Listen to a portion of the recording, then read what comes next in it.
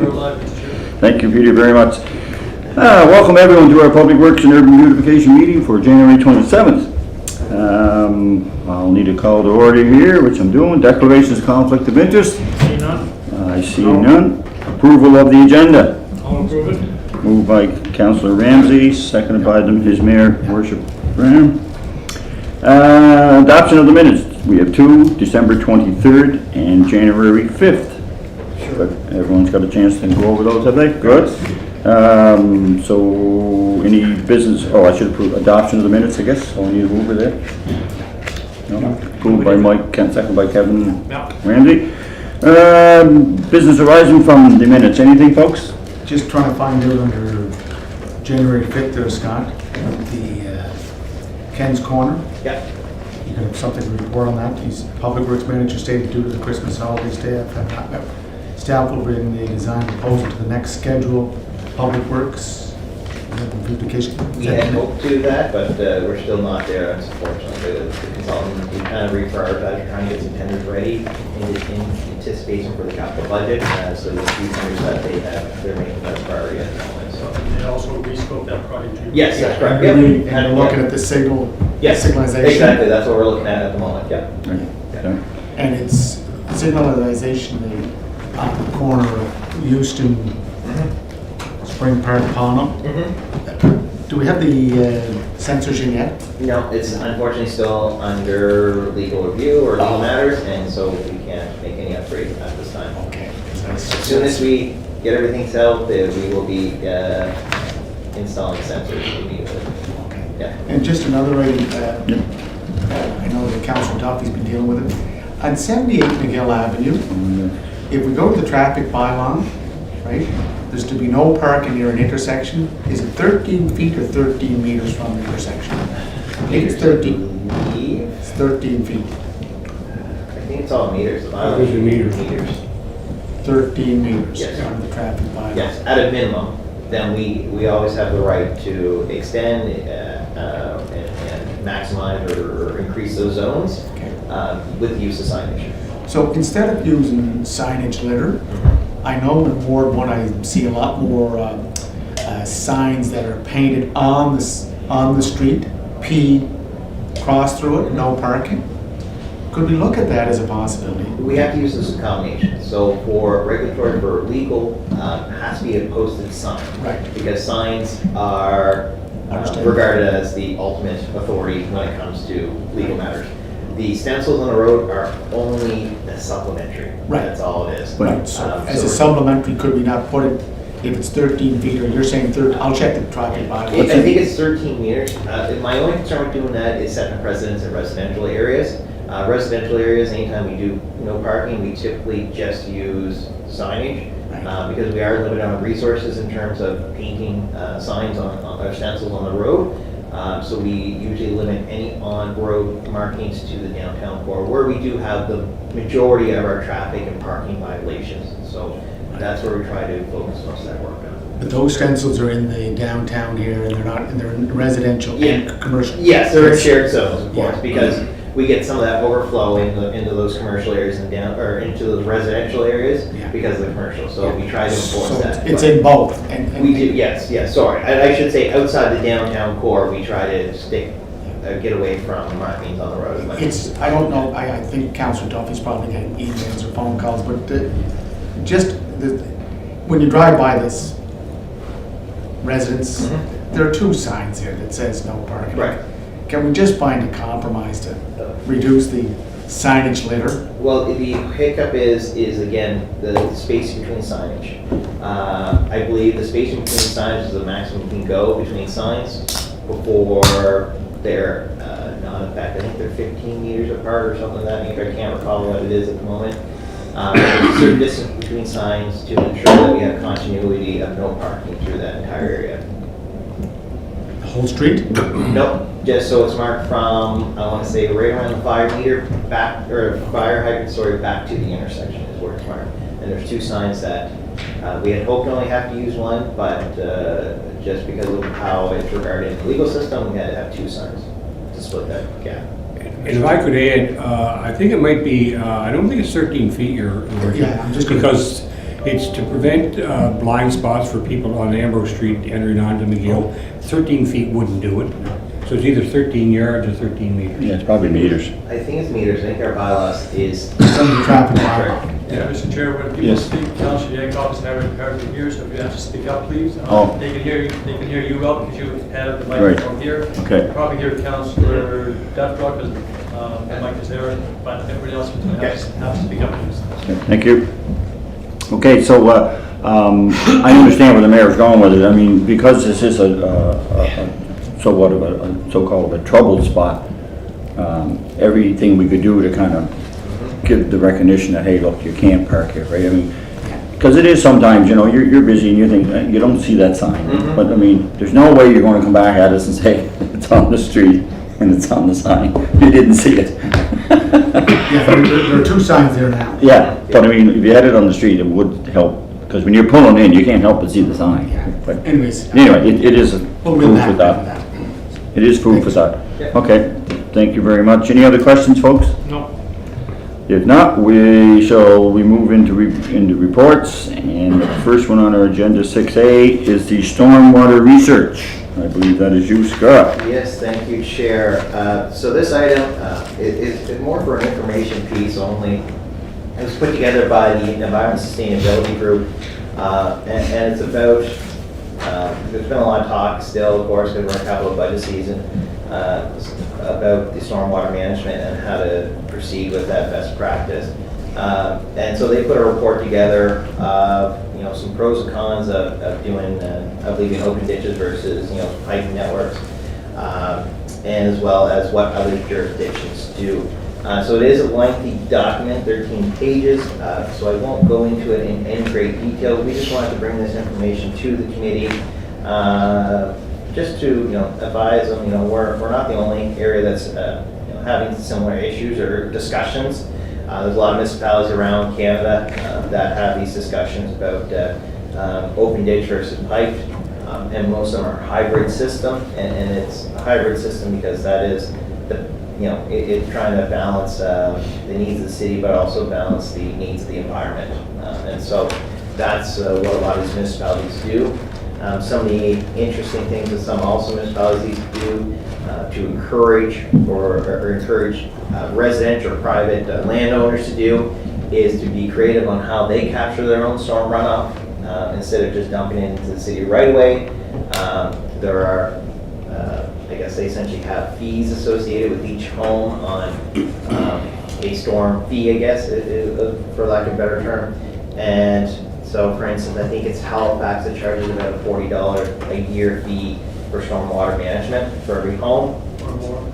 Or more, yeah, depending where you It's are. like a user fee type. Use correct for stormwater. Okay. But then if you can prove that you are reducing your runoff from your property, either this is by capturing it and using it for flowering, or, you know, it being diverted to a grass area where it can infiltrate into the ground easily, you get a discount on that. So it's kind of a way to encourage residents to be creative, to collect stormwater, be more environmentally conscious about their decision with storm runoff. And then on the flip side, how that helps the city is if we have less storm runoff from private developments, we don't need as large of infrastructure to handle these increasing storm flows. So it's kind of a win-win to both the city and the residents. So again, this is some information, there's some links in it for council, for committee to have a look at and review what places around Canada are doing for this.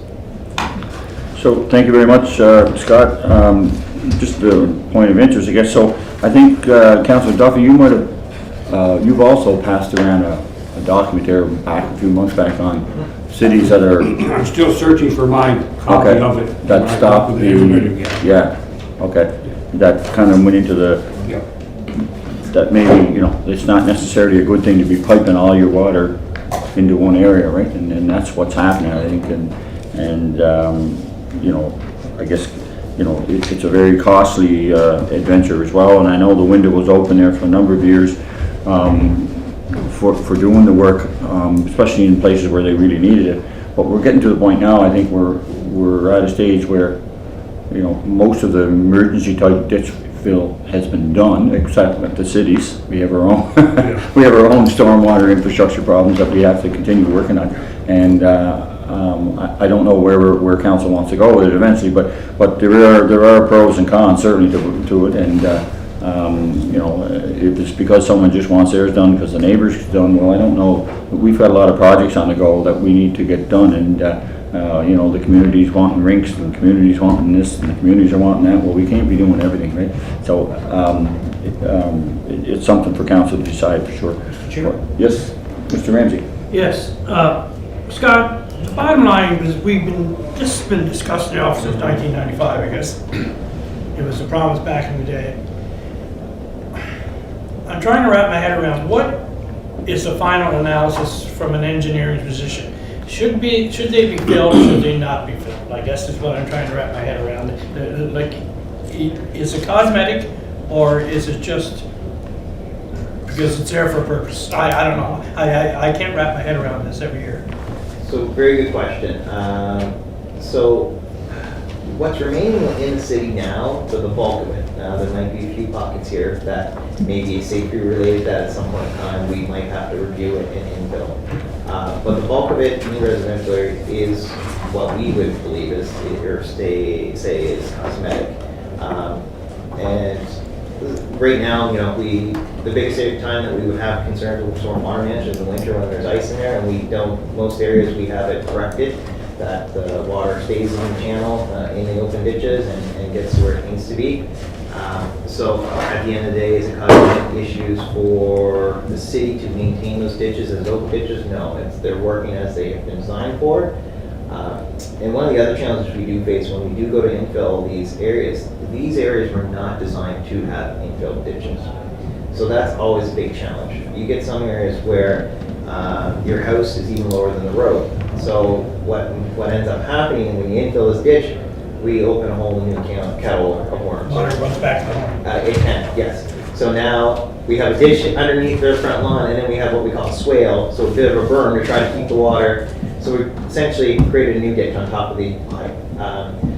So we run into that issue a lot when we go to ditch infill. So again, I guess from our perspective from Public Works, our recommendation is only infill ditches when we have a need for that, and that is we want to put in a multi-use pathway, for instance. We need that right away, that the ditch is taken out to install that pathway.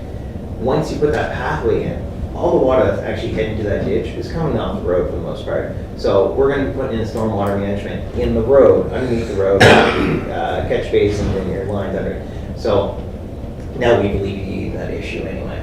So that'd be the only time we would recommend the infill Just a ditches. follow-up. Hey, and you're saying the liability and all that, like how deep are our ditches, the ones that aren't filled, that want to be filled?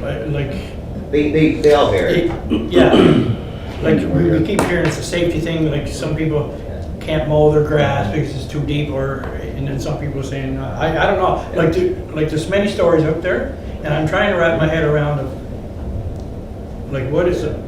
Is it a real need for it, or is it just because, as our chair said, because my neighbor has it done and looks nice, so why don't I get it done? Yeah. You know, Yeah. this is what I'm trying to do. Right? I guess the answer to that question too is so and of course my area's been filled in for years, but I had a Eastlink truck was doing some work on the street, and guess where he parks? Up on my lawn, right? But he went up so far on my lawn that he was up parked on top of my water shut off. Like, you know what I mean? Where if I did have a ditch there, he wouldn't be parking there. so there's advantages to having a ditch, right? You don't get the traffic up on your lawn as much, right? So there are two sides. I mean, plus there's the environmental side that, you know, that says letting water naturally progress into the ground is a good thing, and we shouldn't be. That's what I always thought, because we all grew up, like we all grew up where a ditch was a ditch. Mm-hmm. And this is, and I keep going back to what I'm trying to wrap my head around it. Is it a necessity or is it cosmetic? And if it's only cosmetic, like that's a lot of money cosmetic. And one of the, if I may, there's just one other thing that happened to me as well.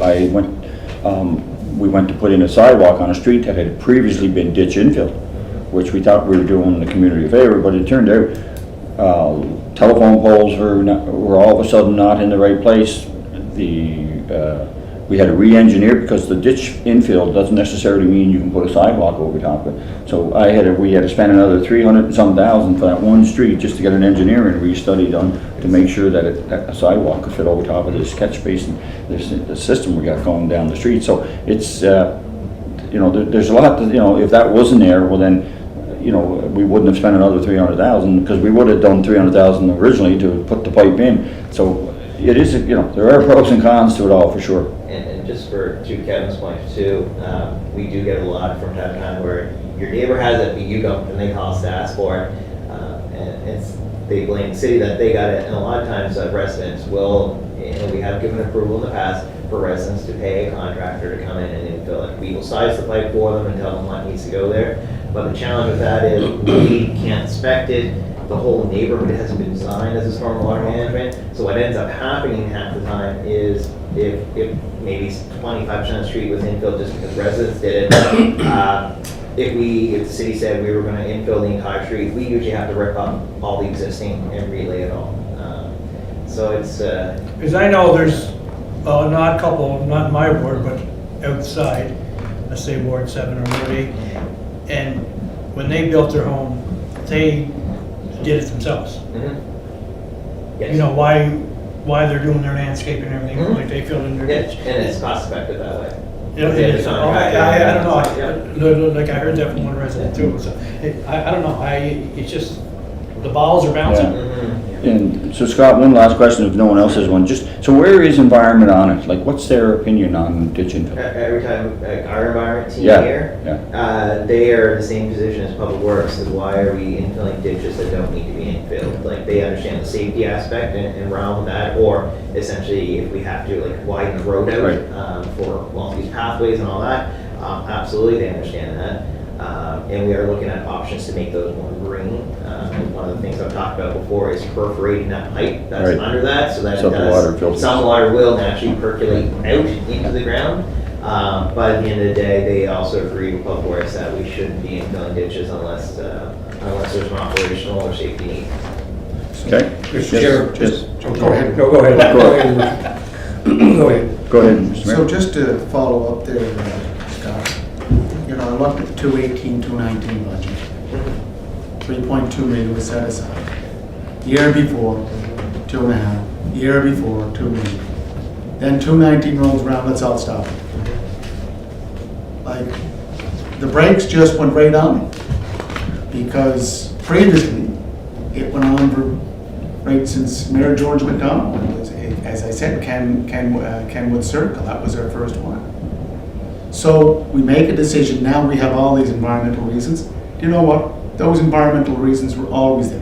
When Regina Wells was first hired back in 2003, 2004 to be our environment officer, she identified that as an issue. Did we stop? No. Ward 2 got filled in. Ward 10 got filled in.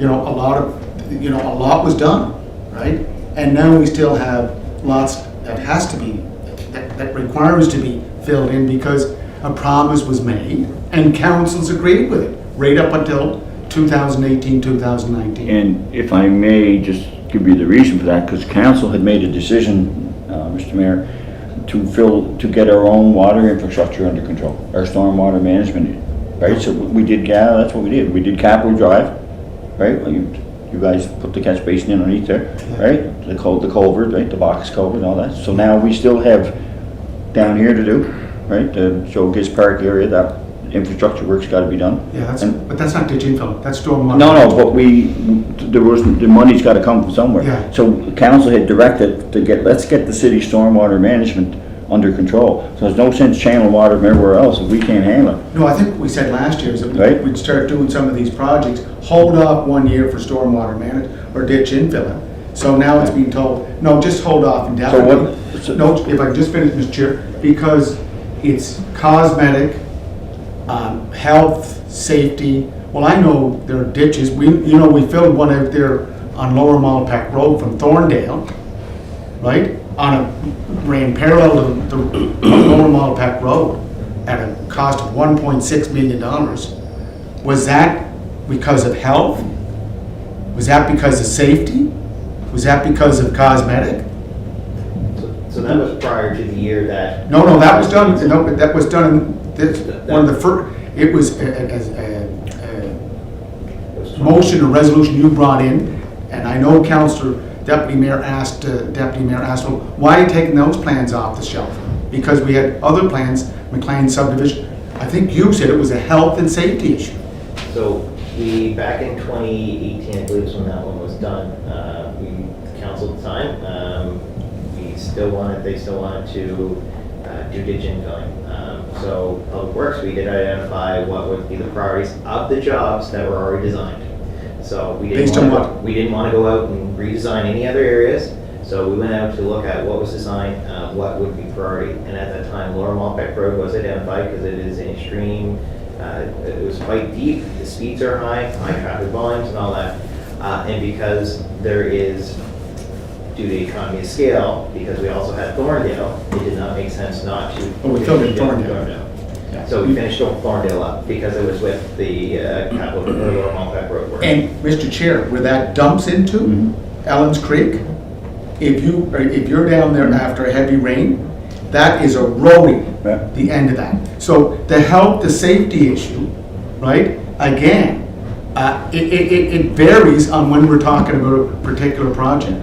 I'm talking more about targeted ditch infill. These areas were not designed for ditch infill. No, it became a promise from previous mayors that in order to harmonize the services that we provide for all the new municipalities that are part of Charlottetown, this was one of them. That was part of the rationale. So, look, guys, we were told last night at the meeting, out there in Friar Drive, there are ditches that have to be filled in, not based on the development, but they're dangerous. And actually,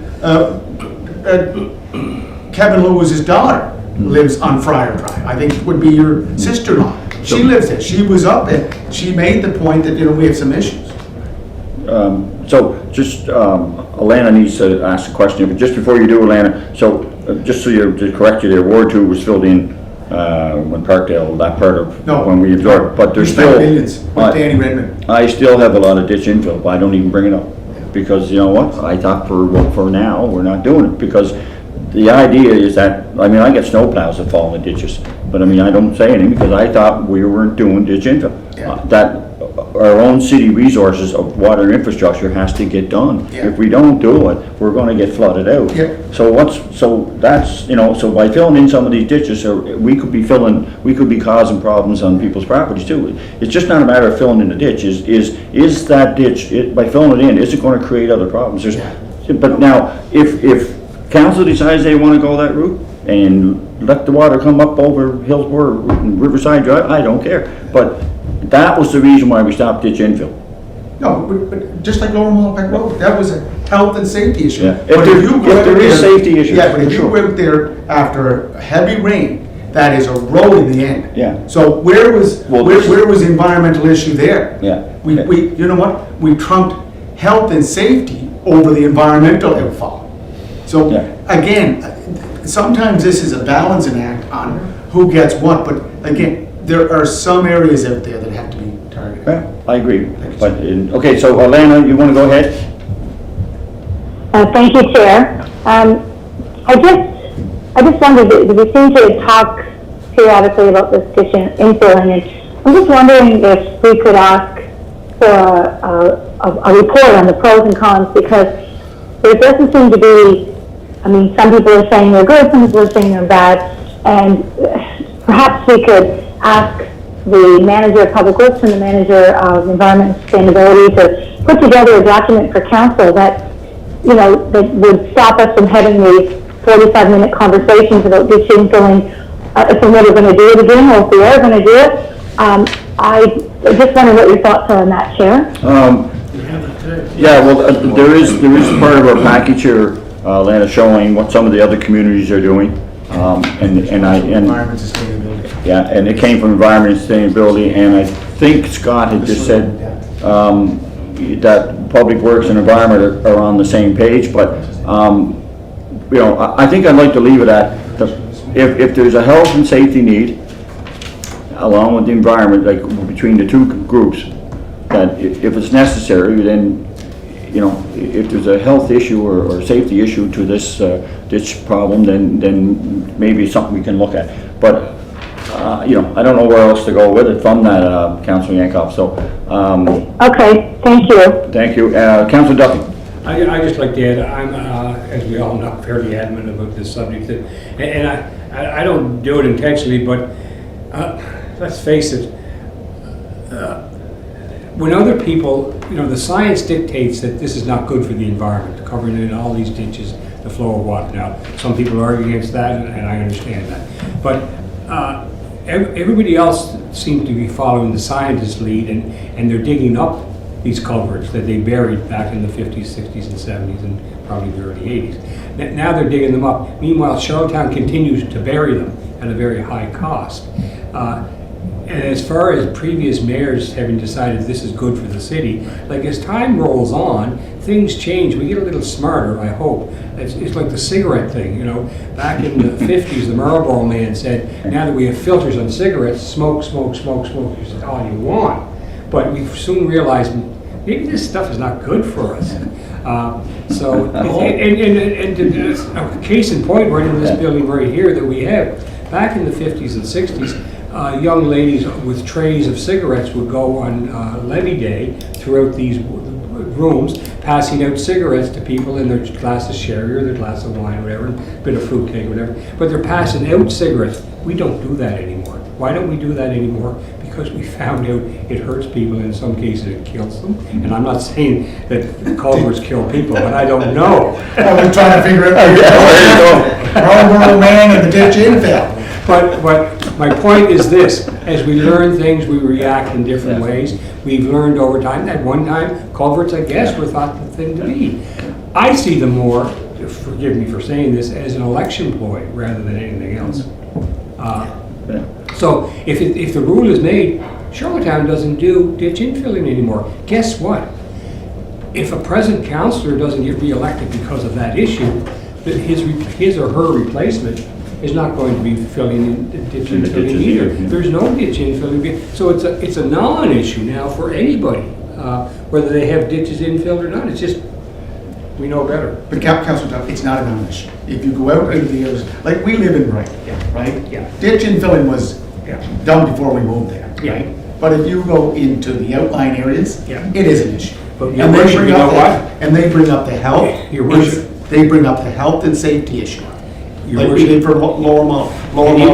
In Brighton, the people don't want to pay for ditch infilling because They it's don't. been proven not to be good for the good of the community. Yeah, and I can tell you, I ran in 2 campaigns about ditch infilling, Yeah. but I'm looking more at targeting some of this stuff because it's gonna have to be done. We did it on Lower Mountebank Road, We from target health and safety. Thorndale down to the overpass. Okay. It was a safety, a health and safety Okay. issue. And Yeah, so- Mr. Adams knows that. There are those targeted So areas. how about this? I think we beat this horse enough. How about we'll send this off to council with the recommendation from both Public Works and Environment Sustainability that ditch infilling is not recommended, but we will have a discussion at council about the health and safety and the environment of the pros and cons of the whole picture. But I guess what the manager of Public Works and the manager of Environment Sustainability are saying they're not recommending it. So, but let's, council can always have that discussion and we'll move forward from there. That's majority. Okay, thank you very much, everybody. Good discussion. You good, Councilor Yankoff? Yes, thank you very much. Okay, we'll move to Communities in Bloom. I guess, Scott, you want to talk this, or? I guess, and you as well. I didn't know about it until it's out of the minutes. It was prepared by Scott and Wayne Long from Economic Development, and he's been getting calls from the Communities in Bloom organizations. Charlottetown played a major role in it for so many years. I think some of the mayors have taken heat on it, that it was a waste of money, but I think we found out that was just the complete opposite, that the Communities in Bloom keeps Charlottetown in check, and it keeps Public Works on their toes, even though it's, you know, it wasn't always in Public Works, but you know, when they come and assess our city and they see garbage cans with the door not working, there's lots of opportunities here what the communities in Bloom do for us. Unfortunately, I think the budget got out of hand, and I think that's the reason council at the time decided, look, this is crazy. I mean, we want to keep the city beautiful, but not at this cost, right? And we kind of said, well, let's slow that down. So I think from Wayne's perspective, you know, it's much a marketing ploy as it is anything for the city of Charlottetown. It keeps us well known in the other parts of Canada, and we're known to be a very clean city. I think we've all heard that from our traffic from cruise ships and people flying in for golf now, is that the city of Charlotte is a beautiful, clean city, and it's kind of like that little city that you're always dreaming of and reading in a book. So I think Communities in Bloom plays a certain role for sure, but I think what Wayne's recommending and to Scott was that Public Works kind of does the work, but we're not the brain force behind it. The Economic Development Program does more marketing for the city of Charlottetown and feels that this would be probably where it should fall. Under here? Instead of being under Public Works umbrella, that it should go to economic development If I in cooperation with Public Works. If I may, like I've been on those Right. seminars there before. Trips? Trips. And I've been at Molly, and we always won recognition and everything like that, but in 2018, they decided to go not do it, and that came from basically, I'm trying to think. It was 2019. 2019. 2019. Yeah, but anyway, because we weren't participating at that time, because it cost so much money to, Right. and all that, and we stopped participating at that time because we didn't see a need for it back at that time. Right. That was 2 years ago. Right. But now, why it changed, I don't know. Well, Why they went back in the bandwagon, I don't know. Well, I think things have been slipping as far as. Plus, there's no contest anymore and Yeah. all that stuff. Well, I think they're trying to, you know, other cities are seeing the same thing since it's been kind of slowed down a bit, that cities aren't looking as good, right? And that Cities in Blooms created that, right? It created kind of To a certain extent. to a certain extent. So, but I think. Craft is a lot around here. Well, see, and this is where we're going with this, and it's more of a staff initiative than it is, there's not gonna be money in there for anyone to go traveling, to go to some contest. This is simply Wayne, through communication with these other cities and community people, they're saying, look, you know, Charlottetown was a big player in that, and if we can get Charlottetown back involved, then we could bring this program back, and Wayne would make accommodations to his other travels. If there is something that he's got to go to, then he would make it work with what, you know, there wouldn't be extra trips out of this. Or it's intended for staff to direct council with good ideas on Communities in Bloom, and thought that it would be best created, you know, the ideas would be best come out of economic development than Public Works, because we're the doers, right? Public Works, we're great at getting, you know, once we get the direction of what we need to do, we go do it. There's always stemmed though from the mayor's office. But it always, for years, it stemmed from the mayor's office. I mean, the old EA Up to always said, 2019. Yeah. 2018, yeah, you but, guys went somewhere. No. To 19, but no. listen, your worship, What? it always came out of the mayor's Why not? office, But- because the former EA from the mayor's office was in charge of it. Right, Well, she worked with Public Works. Pardon me? She worked with Public Works. yeah. But it came out of the mayor's office, right? Yeah. But so was it, what this A is, procedure Took for that out away. of the mayor's office. Took that away. we took it away. Now we want to take it back. No, we're gonna put it in economic development. No, that's what I mean. So we took it away. Why did we take it away? $1 million question, because we There was too weren't, much money being spent. So the intent here, Mr. Chair, just so I'm clear, is that staff, when they can tie it into their travel program for Right. other events, they'll do it as well. But this also is paying for the judges that will come here, plus it pays for. Yes, there's a budget to it. Plus it also pays for the membership to belong to the Correct. organization. Right. There's a fee of all that, but at the But this is same, not for travel for. this is not, Wayne has no intentions of using this. it was a membership fee, your worship, I think is why they shut her down 2019. What's that? Because we weren't being involved that much more, so we said, why should we pay the membership fee?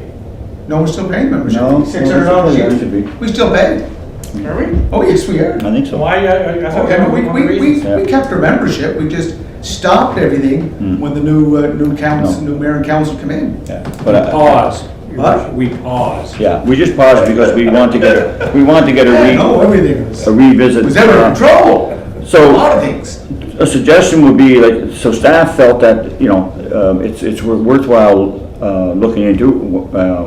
Public Works staff, we met, and I met with Scott and his supervisors, and they all felt the same, is that we wouldn't have the time or the skill set to be trying to organize and promote the city of Charlottetown in that way.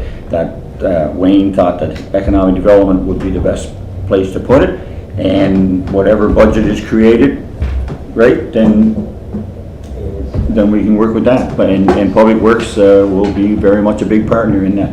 It's just like any other cross-departmental Yeah. initiative. We're trying to break down the silos, but we do want to have it earmarked in one spot, so they are kind of the quarterback of the project, essentially.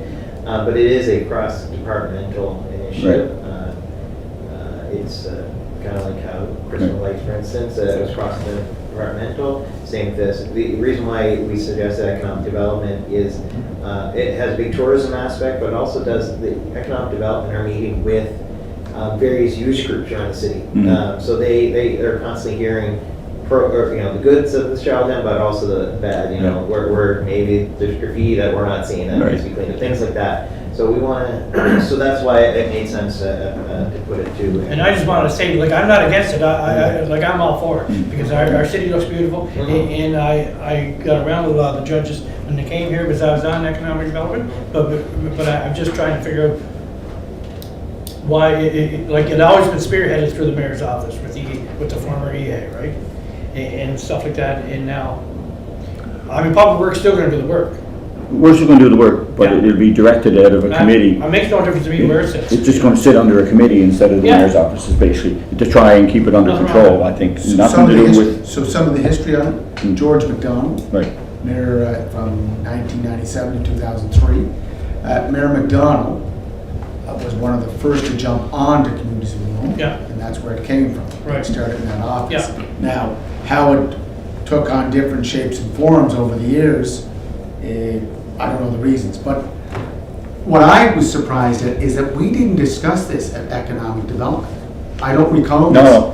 And I think this should go back Well- to economic development, because we never had any discussion on it. so if you read the recommendation, your Yeah. worship, it says, we're just recommending that it go to the economic development, but at first, it would also have to go to CAC for there, because the terms of reference would have to be changed, right? So, For the, we have to create a committee. well, it's the terms of reference is set up that it's under Public Works. If we're gonna make this change, it would have to go.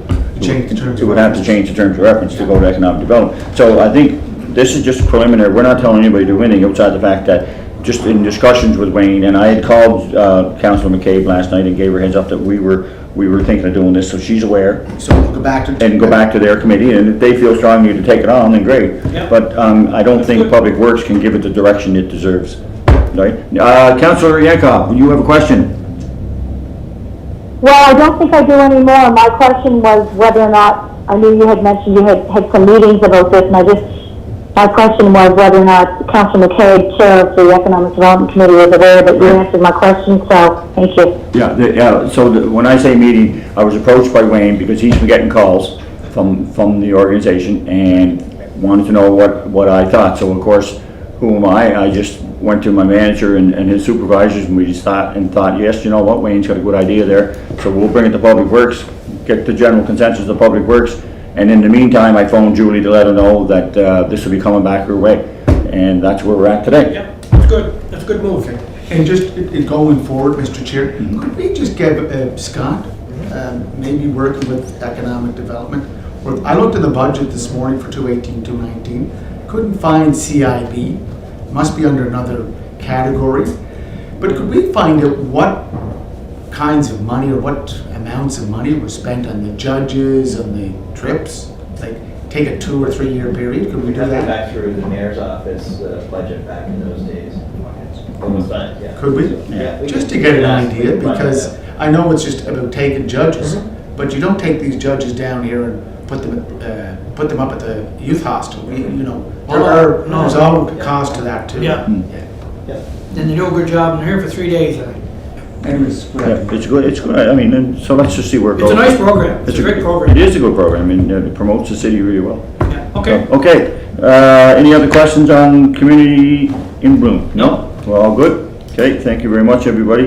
Slow Streets Initiative, I believe I'll give that to both either yourself or since Ramona's. Either one of you. Yes, so thank you, Chair. I will take this one. So, as everyone's aware, we did do a pilot project this past summer, Slow Street Initiative, on 2 streets in the city, King Street and Gay Avenue. So we've had some positive results, I guess, from it for both locations. I guess the hard thing for when you're reviewing these this type of a program is the fact that both these streets have always been relatively low volume streets. But we did see, regardless of that, we did see some decreases in vehicle traffic and vehicle speeds at the end of the day. And so like Gay Avenue, for instance, we did see a reduction by about 24 vehicles per day on Gay Avenue, which was about, what was it? Almost a 20 or 32% reduction in vehicle traffic. And then we also saw a reduction in speed by 4 kilometers an hour. So it did have an impact on it. It did deter people from going down that street. And we did have there's a few concerns from residents. At the end of the day, once we got some of the bugs cleaned, or bugs fixed up out of this program, they were very pleased with it. So we did see some positive numbers, but after looking at the data and how limited it was in terms of vehicles and really scope and length, we're recommending continuing the pilot project for another year, potentially expand it into a few additional streets so we can gather more data and see is there continued success year over year by this initiative. So that is our recommendation based on the results. They have been positive. And so we'd like to continue this pilot project, expand it, and gather more data throughout the summer months. Questions, anybody? I do. Oh, it's a good idea. I do have one, just so, was there any complaints, like, I guess the only thing from surrounding streets saying that they got more traffic? We did not. No. And that was a bit of our limitation on the scope of this project, and that will be going forward next summer. Right. Reviewing if there's any increase in the neighboring streets as well. So that is part of our future recommendations for next year. Because So, what might work in some places, but not necessarily in and another. that's always Yeah. always a huge concern. Do we think it's going to be a big concern for here because of low numbers? No, it's going to be minor. Yeah. But one of the recommendations is we don't want to put a slow street initiative. We're going to look at what neighboring streets there are and try to find streets that are ideal for this type of application. And I agree as well. I think it needs another bit of time. Yeah. I know in my case, the W. Burns in my ward, depending on where you're at, the preliminary work wasn't as probably tight as it should have been. But garbage pickup, there was some confusements with that, and depending on what age bracket we're talking about, some we can have issues where they want their garbage picked up on the right day, and we're a younger community, that's not such a priority, right? So we do, that's things that I would recommend that we certainly look at. Absolutely. Making sure we have all our I's dotted and T's crossed before we put the street in. And we've collected all that data, and going forward as we identify new streets, these are the things that we'll be looking for, what constraints we expect to have, and how to mitigate those before we deploy it. Any questions, Councillor Yankoff, since you have one in your ward? No, thank you. I did get a lot of feedback from the residents, and I didn't get any negative feedback on it, so it's nice that we're going to proceed with, continuing on with this to collect more data. Okay. That's good to hear. Any other questions or concerns on that? No. If not, thank you very much, Scott, Ramona, you're here. Tenders, AVL, Scott. Yes, so we have one resolution to be brought forward.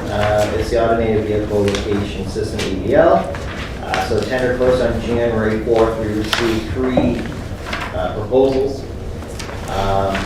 We have, for both of these proposals, we have a look at the we had it broken up into 85% of 100 was about the criteria and the scope of work, how they can meet or exceed our criteria, and the remaining 15% was based on the financial components.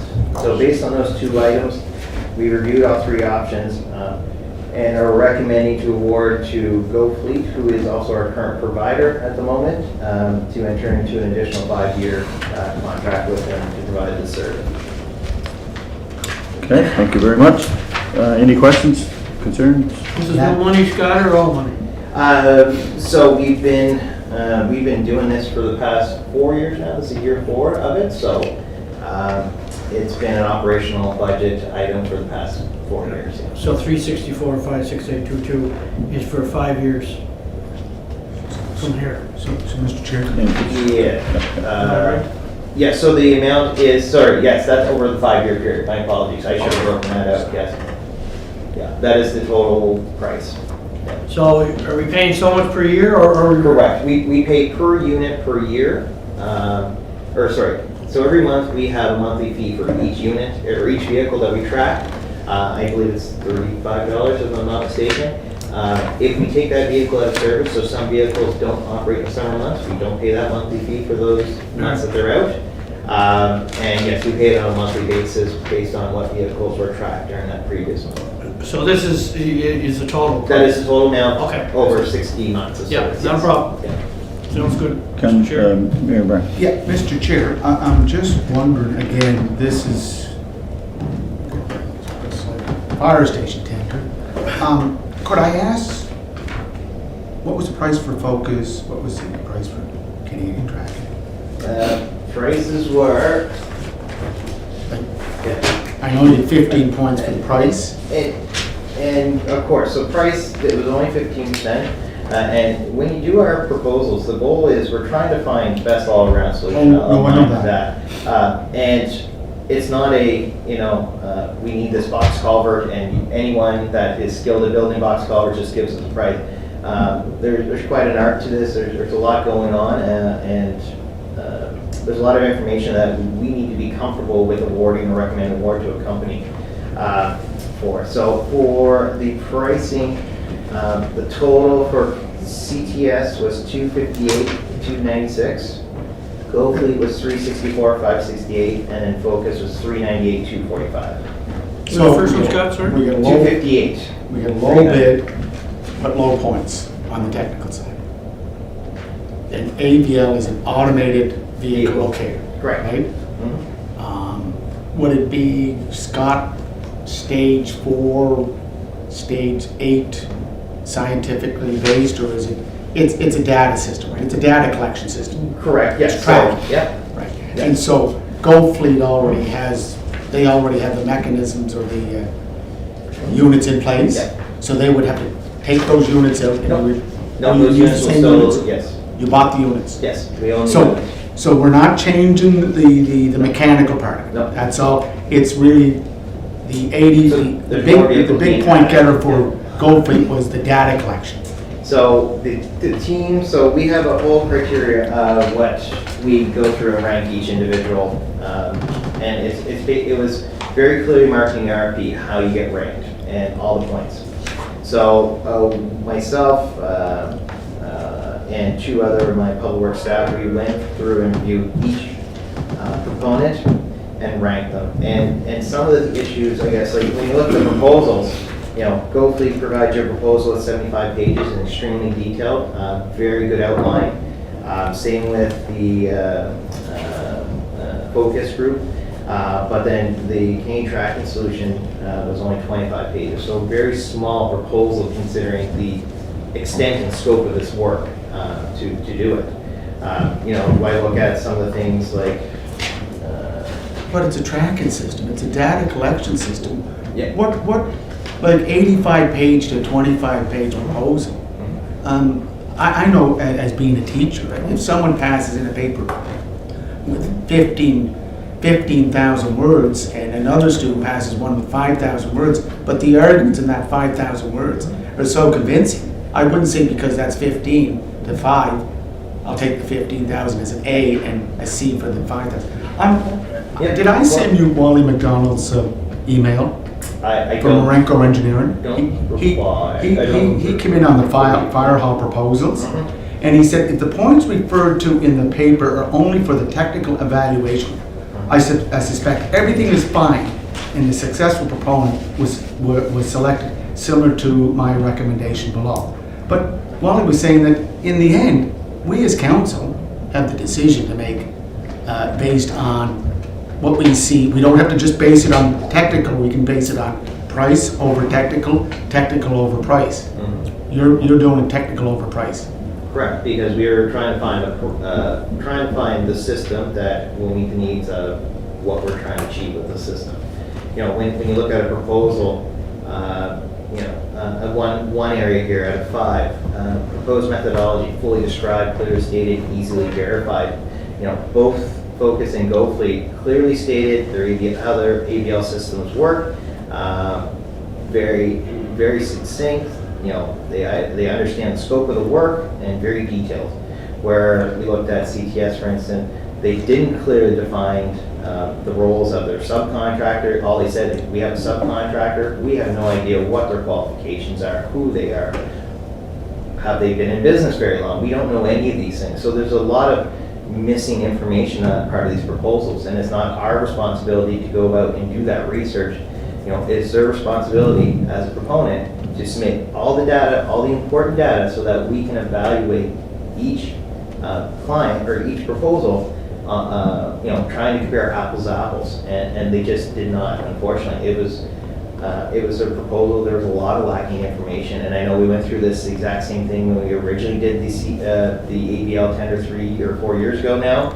The exact same thing happened, and we did advise them. We had an exit interview with this company, and we did tell them, their proposal, you gotta tell us details. Like, we have a whole bunch of bullets in there, and both Focus and GoFleet, they take each bullet, they rewrite it out, and here's how we need it.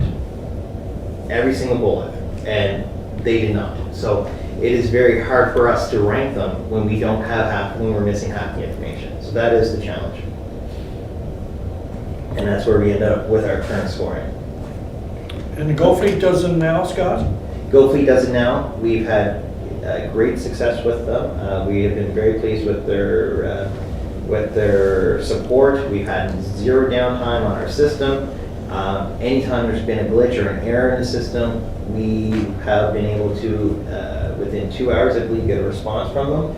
And if it's not an immediate fix, they keep us constantly up to date. And usually, once it's resolved, they follow up usually within 24 hours, say, hey, has it been great? Has everything still been working great? So great customer service. Yeah, it's only 4-point difference, right? Mm-hmm. So, Mr. Chair, just on the point. Yes. Was this protected technology that only they have, or were others out there who would be able to bid on and use this equipment? In other words, we already paid for the equipment. Were others allowed to bid on and able to use that technology, or is that protected? It is protected in a way. There are certain providers that use this software, so there are a number of providers out there that do use what they call Geotab, is the brand name of the GPS equipment that's installed in each vehicle. So yes, they did have the option to become a GoFleet member, or if they were already a GoFleet member, be able to use that hardware to capture all that data. So any of them could have gone and get the license to do Could that? have, yes. I think, Mr. Chair, in the last proposal, when I was speaking to some people in finance, the Canadian company, the local company, couldn't do 8 of our vehicles. That was a disqualifier. Correct me if I'm wrong, Scott. I'd have to go back to my notes. That was one of the reasons. So because they couldn't do it, and they were still lower price, that was definitely a deficiency. This time, they can do all the fleet, the whole fleet. And just going back to Mr. McDonald, what he says, the proposals will be evaluated and the contract awarded to the proponent submitting the proposal deemed to be in the best interest of the city. The evaluation team must compare proposals and determine if a superior technical proposal justifies the additional cost, which I think the additional cost over the lower bid is about 30–40%. Am I high there? I don't know the number. And it is more subjective and more difficult than using a point system, but it's much more likely to result in the right proposal. So what's this Mr. McDonald's role in all this, your worship? He's a engineer with Marenco Engineer, and he just submitted some of his ideas, and I Oh, forwarded okay. them on to Scott. No, I didn't know if he was tied to one of these companies in the room. Okay. All right. So, is there anything else that, like, what's the base of your question again? It's just, you just want to know the ins and outs of Yeah, why they- and Okay. I'm going with the lowest price, because again, the technical part of this is not, to me, not rocket science. It's just data collection, and from the first tender 3 or 4 years ago, this local company, it's local, it's Charlottetown. They brought up their system so they can do all the vehicles, and I'm supporting the local company. Okay, so is there any more questions or concerns at this time? Okay, so I'll be wanting, I guess I need a vote here, do I believe, Mr. Kelly? I'll motion, okay, so I'll need a motion to move this forward as per the Public Works request. I'll need a mover in a second. Is there? There is a resolution. It's right there in your Yeah. package. Yeah, Yeah. it should be the very last page. Second last page, I believe, or? Councilman, can you just read the question after? Yes, yeah, so we'll read the motion first, if it's not clear to everybody. But as per the conditions of the public request for proposals for supply, installation, and maintenance of the automated vehicle location, the AVL system, the best ranked submission of Go Fleet Corporation in the amount of $364,568.22, plus all applicable taxes for 60 months of service be accepted. So I should, now that I've read that out, I should ask for communication just before we actually, I guess I need a mover first, don't I? Yeah. So I'll need someone, if they're moving it, moved by Councillor Duffy, and I'll need a seconder if there is, moved by Councillor Ramsey. Okay, discussion. Could I just ask, Scott, could I get the number for Focus? What was their number, please? So, And pricing? yes, Pricing was thank you. $398,245. 398, Scott? Yes, 398. 398 to what? 398,245. And Go Fleet was Go Fleet is the. 364. 364. Yeah. Okay. And what was number 3, Canadian tracking? 258, 358. 296, and 24 cents. 258, Scott? Yep. 258, 296, and 24 cents. Okay, Can so. you take 24 cents off? Not make a big difference.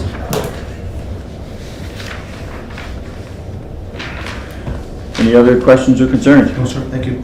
Good. So, all those in favor of moving along, it's in council, moved by, one. Sure. Everybody in favor? Yep. 3-0. In Atlanta? Councilor favor. Yankoff? Sorry. Okay. In favor. In favor, okay? And you're against. So 3-1 to move it to council with the resolution as read. Okay. EBL, introduction, new business, anything anybody wants to bring up at this point? See none. I'll need a motion to move into the closed section, section 119, subsection E and F of the Municipal Government Act. Moved by Councillor Ramsey, seconded by Councillor Duffy. Okay. We'll shut the door, hang tight for a minute.